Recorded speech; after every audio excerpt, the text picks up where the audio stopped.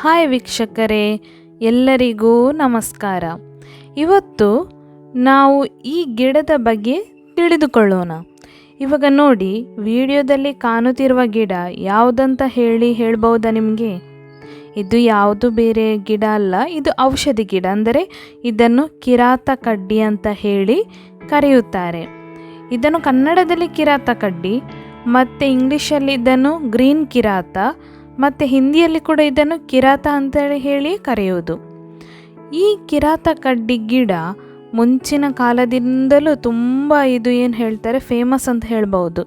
ಅಂದರೆ ಮುಂಚಿನ ಕಾಲದಲ್ಲಿ ಮದ್ದಿಗೆ ಹೋಗೋದೆಲ್ಲ ತುಂಬ ಕಡಿಮೆ, ಮನೆಯಲ್ಲೇ ಇದ್ದು ಏನು ಮಾಡ್ತಾಯಿದ್ರು ಅಂತ ಹೇಳಿದರೆ ಈ ಥರ ಔಷಧಿ ಮಾಡಿ ಎಲ್ಲ ಕುಡಿತಿದ್ರು. ಏನಾದರೂ ಜ್ವರ ಕೆಮ್ಮು ಎಲ್ಲ ಬಂದರೆ, ಶೀತ ಎಲ್ಲ ಇದ್ದರೆ ಏನು ಮಾಡ್ತಿದ್ರು ಅಂತ ಹೇಳಿದರೆ, ಇದರ 2-3 ಎಲೆಗಳನ್ನು ಹಿಡ್ಕೊಂಡು ನಂತರ ಇದಕ್ಕೆ ಶುಂಠಿ, ಕಾಳು ಮೆಣಸು ಮತ್ತು ಈರುಳ್ಳಿ ಮತ್ತು ಮಜ್ಜಿಗೆ ಸೊಪ್ಪಿನ 2 ಎಲೆಗಳನ್ನು ಚಿಕ್ಕ ಚಿಕ್ಕ ಕಟ್ ಮಾಡಿ ಇದನ್ನು ಬೇಯಿಸಿ ಏನು ಮಾಡ್ತಿದ್ರು ಅಂತ ಹೇಳಿದರೆ ಇದನ್ನು ಕುಡಿತಾ ಇದ್ದರು. ಈ ಥರ ಕುಡಿಯುವ ಕಾರಣ ಏನಾಗ್ತಿತ್ತಂತ ಹೇಳಿದರೆ, ಮನೆಯಲ್ಲಿ ಏನಾದರೂ ಜ್ವರ, ಶೀತ, ಕೆಮ್ಮು ಇದ್ದರೆ ಸ್ವಲ್ಪ ಕಡಿಮೆ ಆಗ್ತಾ ಇತ್ತು. ಇವಾಗ ಕೂಡ ಇದನ್ನು ನಾವು ಉಪಯೋಗಿಸಬಹುದು, ಆದರೆ ಹೆಚ್ಚಿನ ಜನರಿಗೆ ಇದರ ಉಪಯೋಗ ಏನಂತ ಹೇಳಿ ಗೊತ್ತಿಲ್ಲದ ಕಾರಣ ಇದನ್ನು ಏನೋ ಒಂದು ಸಸ್ಯ ಅಂತ ಹೇಳಿ ಅಲ್ಲಿ ಸುಮ್ಮನೆ ಬಿಟ್ಟುಬಿಡ್ತಾರೆ.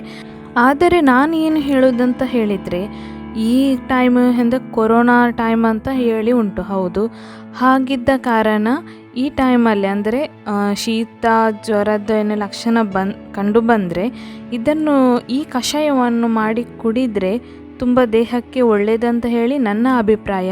ನಿಮ್ಮ ಮನೆಯಲ್ಲಿ ಕೂಡ ಈ ಥರ ಇದ್ದರೆ, ಈ ಗಿಡ ಇದ್ದರೆ ನೀವೇನು ಮಾಡಿ ಅಂತ ಹೇಳಿದರೆ ಒಂದು ಸಲ ಮಾಡಿ ನೋಡಿ, ನಿಮಗೆ ಯಾವ ಥರ ಈ ಕಷಾಯ ಅನುಭವ ನೀಡಿದೆ ಅಂತ ಹೇಳಿ ದಯವಿಟ್ಟು ಕಮೆಂಟ್ಸ್ ಮಾಡಿ ನನಗೆ ಹೇಳಿ.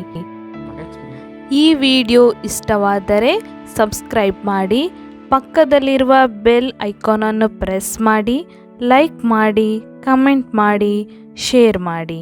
ಎಲ್ಲರಿಗೂ ಧನ್ಯವಾದಗಳು.